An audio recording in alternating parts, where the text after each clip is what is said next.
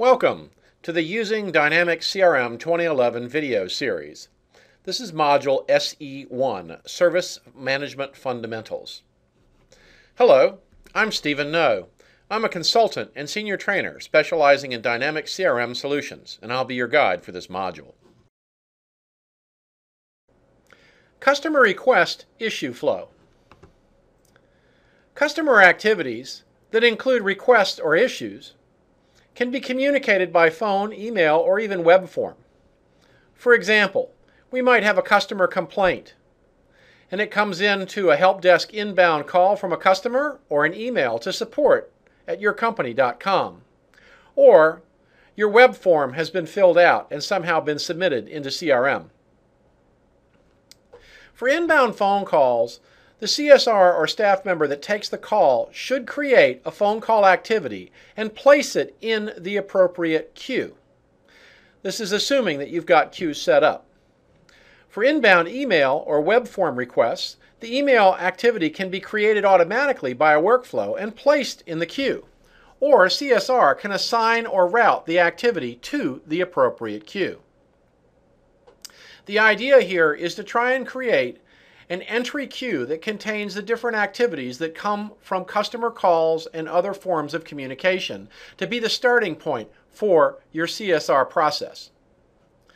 After the activity is received, it should be reviewed to determine how it should be handled. Does it need to be handled immediately? What kind of priority does it need? Should it just be ignored or canceled as someone spamming the support inbox? Or should it be added to a more appropriate queue? Furthermore, the activity should be validated and enhanced based upon the initial communications with the customer. Basically, what we need to do is to ready these activities for submission to the queue. Enhancing the customer request activity. In this case, we have a phone call, and Jameson Manufacturing has a problem with the fit of the fasteners.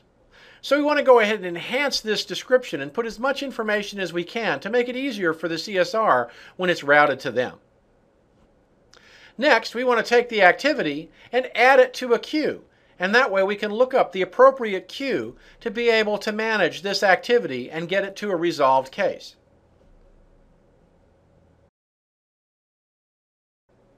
Working with queues and queue items.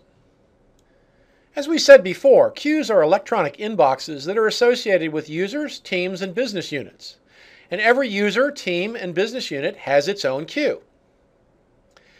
Queues are used when you want to send a new assignment to a user, team, or business unit. And think of a business unit as a larger team. And these can include activities for others to do, cases that need to be assigned, or other types of CRM records.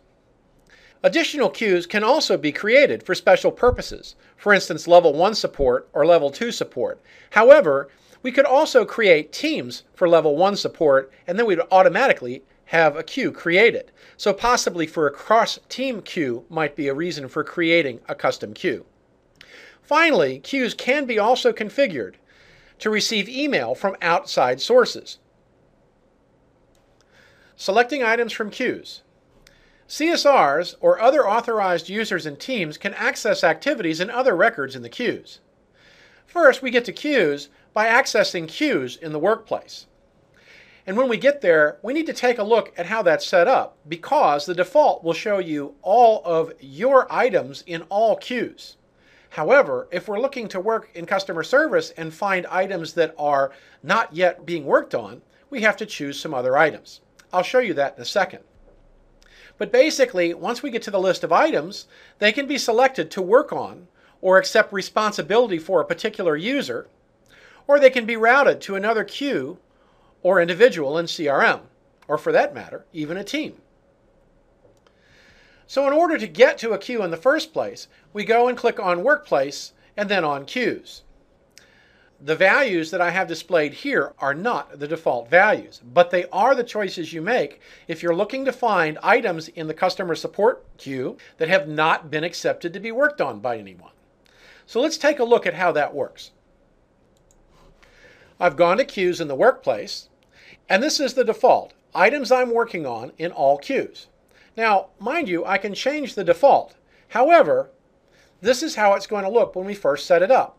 This is wonderful for when I'm working on things, but when I get done with the things that I'm working on and I need to select something from a specific queue, what I want to do is go and change this queue item down to items available to work on. And then I want to go down to the specific queue that I'm looking for. In this particular case, customer support email requests. And this shows me all of the items that are in this queue that are not being worked on by anyone. So that would mean it would be best appropriate for me to go ahead and take a particular item and accept it. So that's what I'm going to do. I'm going to go ahead and click this item, and I'm going to choose it to work on. And I'm going to assign it to me to work on. So when I do this, it will now be removed from the list of items available to work on, but they will appear in the items that I'm working on. And so now I've been able to take that out of the queue and flag it as I'm the individual who's working on it and responsible for it. So if we take a look at all items that are in the queue, you can get a better feel for how this looks. As you can see, we have a lot of items in the customer support email requests. Some of them are being worked on by Richard Moore, and some of them are being worked on by me. And the ones that are not being worked on, someone needs to pull out of the queue. So you need to play with the different queue items and the queue views to select which queue I want to be in. For instance, I could be working in my own queue, which doesn't have anything in it because the stuff I'm working on is still in that other queue. I could move it to my queue, but we'll get into that shortly. That would be routing.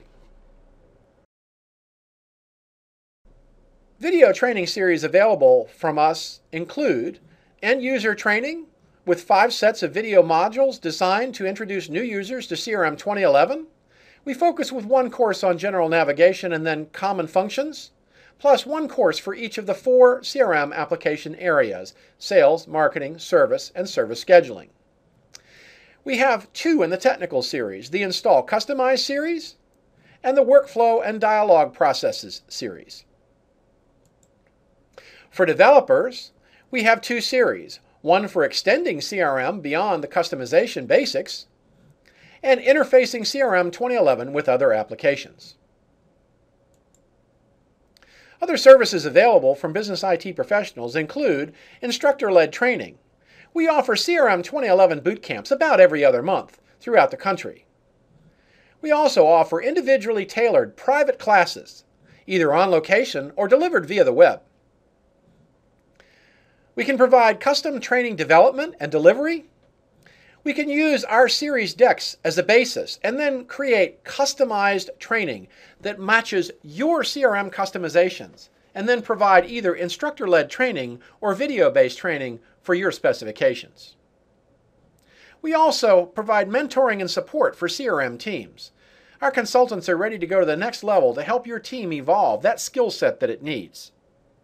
And finally, we work with CRM 2011 projects including planning, licensing, development, implementation, and ongoing support. This video has been prepared by Business IT Professionals Incorporated, helping you connect with your customers. I thank you for your time and hope you found it helpful.